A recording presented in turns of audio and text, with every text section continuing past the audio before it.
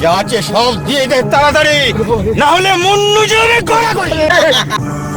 দোহাই আপনাদের, দয়া করে আমার প্রাণটি নেবেন না। সূর্য যেমন ওই পশ্চিম দিকে ওঠে না, আমার হাত থেকে কেউ প্রাণ নিয়েও বাঁচে না। ওরে বাবা রে,